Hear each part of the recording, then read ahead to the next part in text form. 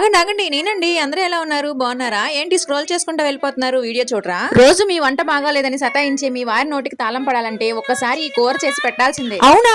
నిజమా అంటారేమో. అవునండి నిజమే. నేనెందుకు ఇంత స్ట్రాంగ్ గా చెప్తున్నానంటే మా వారికి చేసి పెట్టానండి. అసలు మా వారు వంకాయ తినరు. అలాంటిది గుత్తి వంకాయ కూర చేసి పెట్టాక అప్పుడు ఆయన ఏమన్నా తెలుసా? ఎన్నిసార్లు నువ్వు గుత్తి వంకాయ కూర చేసావు కానీ ఇంత టేస్టీగా ఎప్పుడు చేయలేదని చెప్పారండి. అందుకే ఈ రెసిపీ మీకు కూడా షేర్ చేద్దామని చెప్పి మళ్ళీ ఒకసారి చేసి మీకు చూపిస్తున్నాను. సర్లే గానీ ఎంతసేపు ఈ సోచ్ చెప్తావు? ముందు రెసిపీ చెప్తావా చెప్పవా అని అంటారేమో. చెప్తానండి. ఈ గుత్తంకాయ ఫ్రై చేసుకోవడానికి ముందుగా మనం ఒక మసాలా అయితే ప్రిపేర్ చేసుకోవాలండి. అదేంటంటే కొంచెం ఎండు కొబ్బరి, వెల్లుల్లి, కొన్ని మెంతులు, అలాగే జీలకర్ర, ధనియాలు, కరివేపాకు వాటన్నిటిని కలిపి డ్రై రోస్ట్ చేసుకోవాలి. తర్వాత వీటిని బాగా చల్లార్చుకొని మిక్సీ గిన్నెలో వేసేటప్పుడు కొంచెం ఉప్పు, కారం, అలాగే కొంచెం బెల్లము, పసుపు కూడా వేసి మిక్సీ పట్టేసుకోవాలి. తర్వాత మనం గుత్తంకాయల్ని ఎట్లా కట్ చేసుకుంటామో తెలుసు కదా, అలా కట్ చేసుకొని సాల్ట్ వాటర్ లో వేసుకోవాలండి. వేసుకున్న తర్వాత వంకాయలకి ఊపిరి ఆడకుండా గట్టిగా వాటి పొట్టలో ఈ మసాలాని కుక్ చేయాలి. తర్వాత ఏముంది, స్టవ్ ఆన్ చేయడం, ప్యాన్ పెట్టడం, ప్యాన్ లో ఆయిల్ వేయడం, ఆయిల్ హీట్ అయ్యాక వీటిని ఒక్కొక్కటి కాకపోయినా మొత్తం ఒకసారి వేసేసుకున్న ప్రాబ్లం లేదు. తర్వాత నాలా కంగారు పడి కసాపిస కలిపేయకుండా కామ్ గా నిదానంగా కలుపుకోండి. అలా నిదానంగా కలుపుకుంటే ఇలా కంపు కాకుండా చూడటానికి నీట్ గా కనిపిస్తాయి. చూడటానికి ఎలా ఉంటే ఏంటి, తినడానికి బాగుంటే చాలు అనుకునే వాళ్ళు నాలా చేసుకోవచ్చు. ఇంకో విషయం చెప్పడం మర్చిపోయానండి. ఈ ప్రాసెస్ అంతా మనం స్టవ్ ని సిమ్ లో పెట్టుకుని చేసుకోవాలి, లేదంటే మసాలా మొత్తం మాడిపోతుంది. అంతేనండి, కూర రెడీ అయిపోయింది. ప్లేట్ లో పెట్టుకుని తినేయడమే. ఇంకోటి ఏంటంటే ఈ కూర పక్కింటి వాళ్ళకి కూడా ఇస్తే మంచి కాంప్లిమెంట్స్ వచ్చాయి. అందుకే స్ట్రాంగ్ గా చెప్పా. ఈ వీడియో కనుక మీకు నచ్చినట్లయితే చిన్న లైక్ చేసి సబ్స్క్రైబ్ చేయండి. Thank you.